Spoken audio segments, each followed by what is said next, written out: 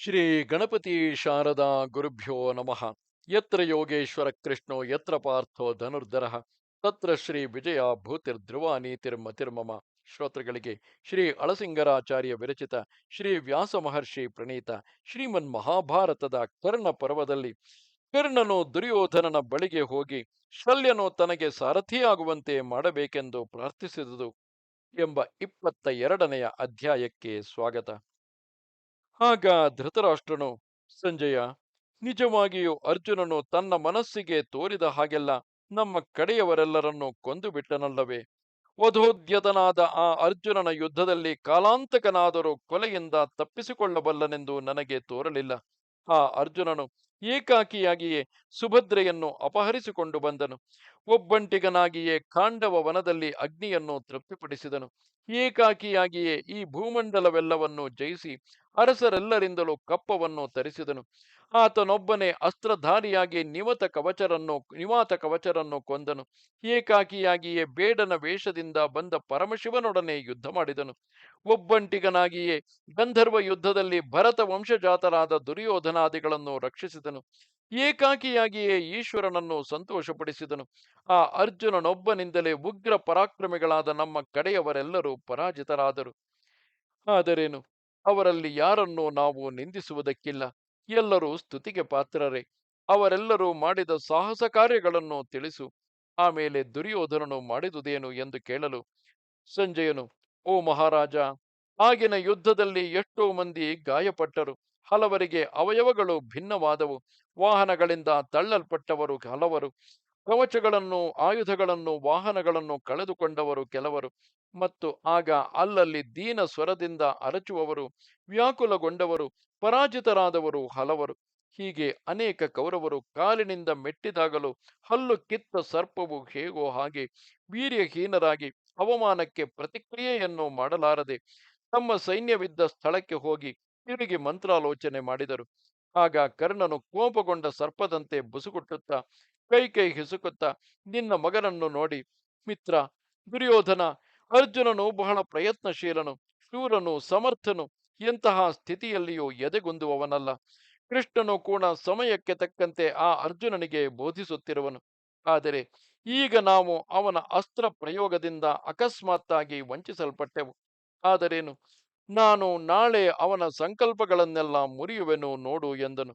ಇದನ್ನು ಕೇಳಿ ದುರ್ಯೋಧನನು ಹಾಗೆಯೇ ಆಗಲಿ ಎಂದು ಹೇಳಿ ರಾಜರಿಗೆಲ್ಲ ಆ ದಿನದ ಯುದ್ಧವನ್ನು ನಿಲ್ಲಿಸುವಂತೆ ಅನುಮತಿ ಕೊಟ್ಟನು. ಆ ಅರಸರೆಲ್ಲರೂ ಹಿಂತಿರುಗಿ ತಮ್ಮ ತಮ್ಮ ವಾಸಸ್ಥಾನಗಳನ್ನು ಸೇರಿದರು. ಅವರು ಆ ರಾತ್ರಿ ನೆಮ್ಮದಿಯಿಂದಿದ್ದು ಬೆಳಗಾದ ಮೇಲೆ ಸಂತೋಷದಿಂದ ಮಾರನೆಯ ದಿನದ ಯುದ್ಧಕ್ಕೆ ಹೊರಟರು. ಅವರೆಲ್ಲರೂ ರಣಾಂಗಣಕ್ಕೆ ಬಂದು ಅಲ್ಲಿ ಧರ್ಮರಾಜನಿಂದ ಬೃಹಸ್ಪತಿ ಶುಕ್ರಾಚಾರ್ಯರ ಮತವನ್ನು ಅನುಸರಿಸಿ ನಿರ್ಮಿತವಾದ ಮತ್ತು ದುರ್ಜಯವಾದ ಸೇನಾ ವ್ಯೂಹವನ್ನು ನೋಡಿದರು. ಆಗ ದುರ್ಯೋಧನನಿಗೆ ಕರ್ಣನ ನೆನಪು ಬಂದಿತು.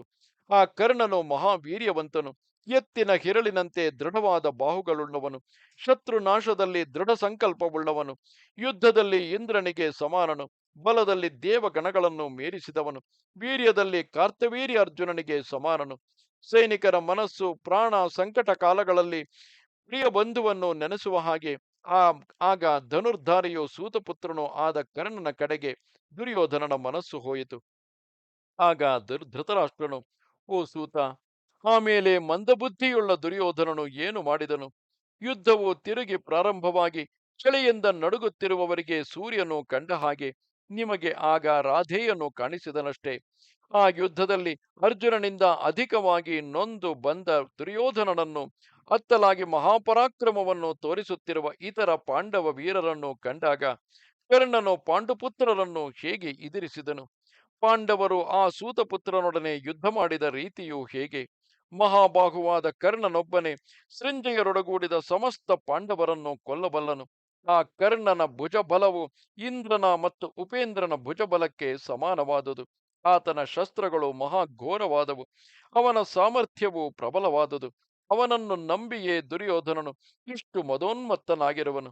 ಪಾಂಡುಪುತ್ರನಿಂದ ಪರಾಜಿತನಾಗಿ ನೊಂದು ಬಂದ ದುರ್ಯೋಧನನನ್ನು ಅತ್ತಲಾಗಿ ಪರಾಕ್ರಮದಿಂದ ಮೀರಿ ಬರುತ್ತಿರುವ ಪಾಂಡವರನ್ನು ಕಂಡಾಗ ಕರ್ಣನು ಮಾಡಿದುದೇನು?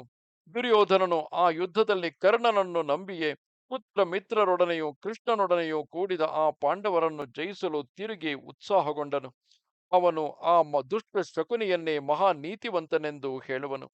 ಕರ್ಣನನ್ನು ಯುದ್ಧದಲ್ಲಿ ಅತಿ ಅಸಮಾನನೆಂದು, ದೇವತೆಗಳಿಗೆ ಅಜೇಯನೆಂದು, ಪಾರ್ಥನಿಗಿಂತಲೂ ಮೇಲಾದವನೆಂದು ಭಾವಿಸಿರುವನು.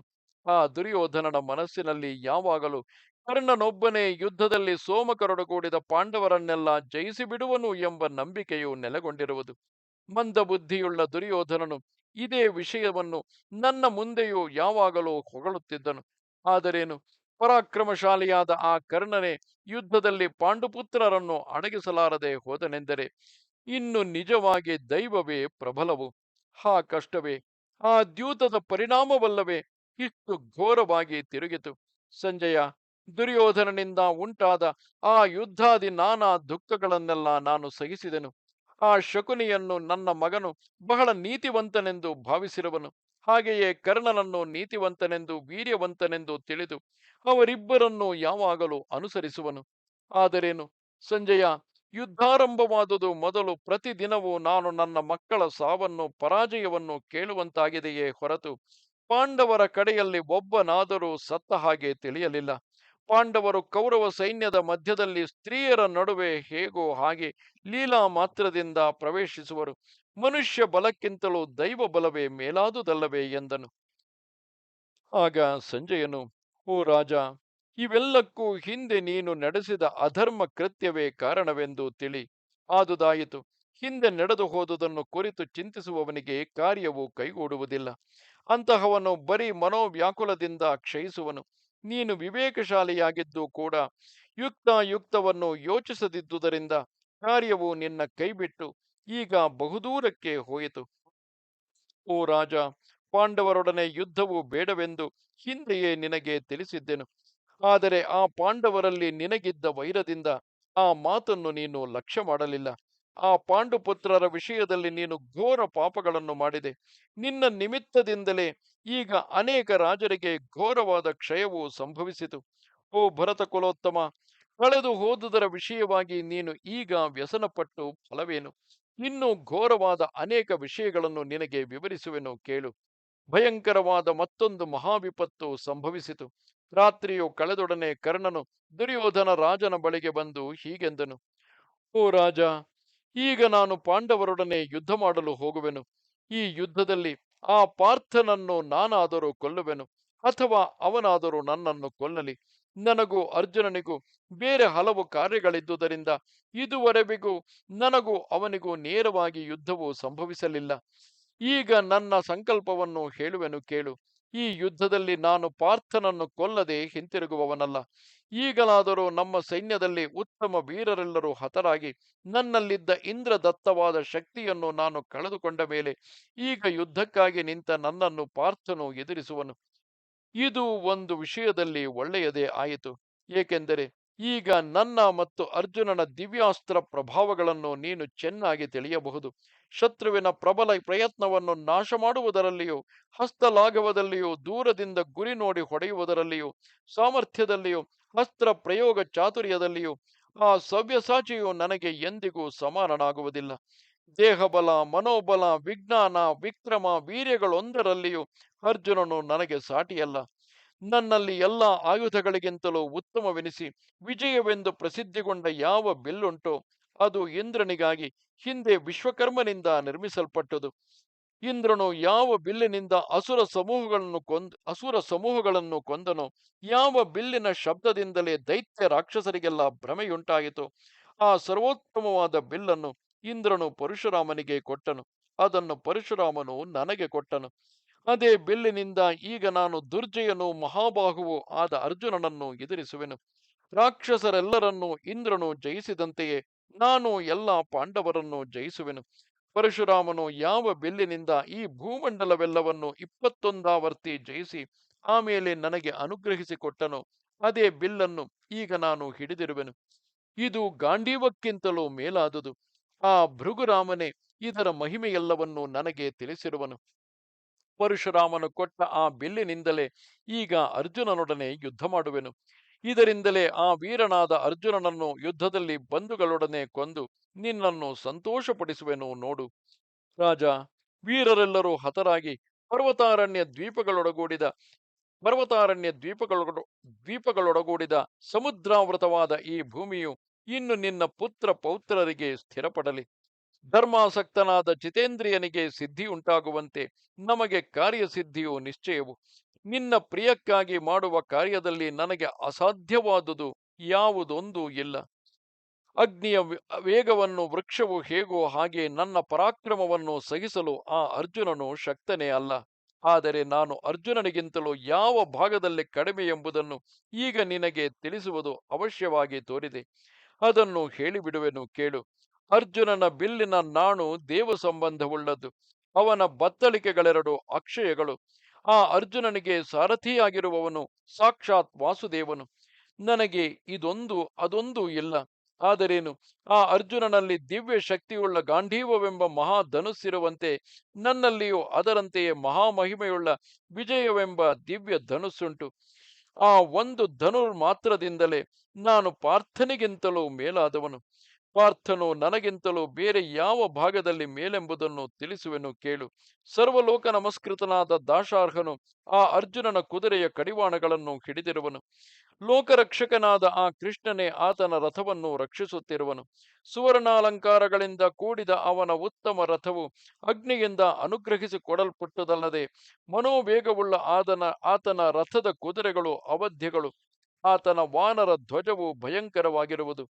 ಈ ಮೂರು ವಿಷಯಗಳಲ್ಲಿಯೂ ಆ ಅರ್ಜುನನಿಗೆ ಸಾಟಿಯಲ್ಲದ ನಾನು ಈಗ ಆ ಪಾಂಡುಪುತ್ರನೊಡನೆ ಯುದ್ಧ ಮಾಡಬೇಕಾಗಿದೆ. ಆದರೆ ಈ ಶಲ್ಯನು ಕೃಷ್ಣನಿಗೆ ಸಮಾನನೆ, ಯುದ್ಧ ಸಮರ್ಥನು.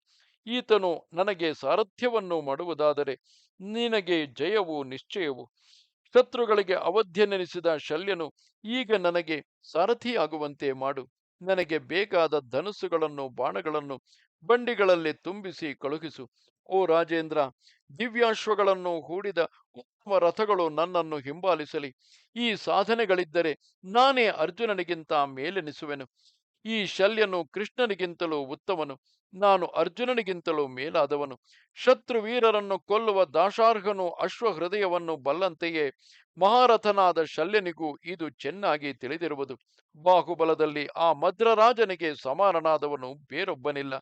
ಹಾಗೆಯೇ ಧನುರ್ವಿದ್ಯೆಯಲ್ಲಿ ನನಗೆ ಸಮಾನನಾದವನು ಯಾರೂ ಇಲ್ಲ. ಅಶ್ವಹೃದಯ ಜ್ಞಾನದಲ್ಲಿ ಶಲ್ಯನಿಗೆ ಸಮಾನನು ಯಾರೂ ಇಲ್ಲ. ನಿನ್ನ ರಥವು ಕೃಷ್ಣನ ರಥಕ್ಕಿಂತಲೂ ಮೇಲೆನಿಸುವುದು. ಈ ಎಲ್ಲಾ ಸಾಧನಗಳಿಂದ ನಾನೇ ಅರ್ಜುನನಿಗಿಂತಲೂ ಉತ್ತಮನಾಗುವೆನು. ಓ ಕೌರವ ಶ್ರೇಷ್ಠ, ನಾನು ಯುದ್ಧದಲ್ಲಿ ಅರ್ಜುನನನ್ನು ಜಯಿಸುವುದು ನಿಶ್ಚಯವು.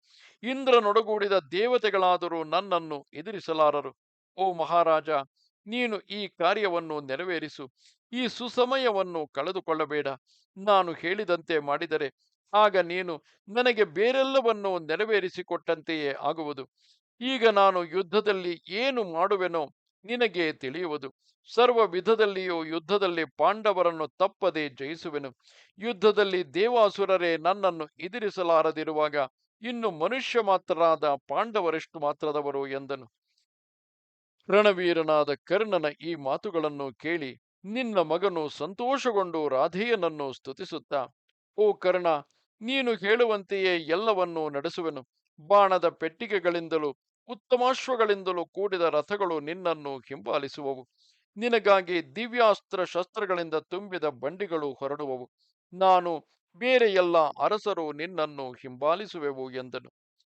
ಇದು 22ನೆಯ ಅಧ್ಯಾಯವು. ನಮಸ್ತೆ ಶಾರದೆ ದೇವಿ, ಕಾಶ್ಮೀರ ಪುರವಾಸಿನಿ. ತ್ವಾಮಹಂ ಪ್ರಾರ್ಥೆಯೇ ನಿತ್ಯಂ, ವಿದ್ಯಾದಾನಂಚ ದೇಹಿಮೆ. ನಮಸ್ಕಾರ.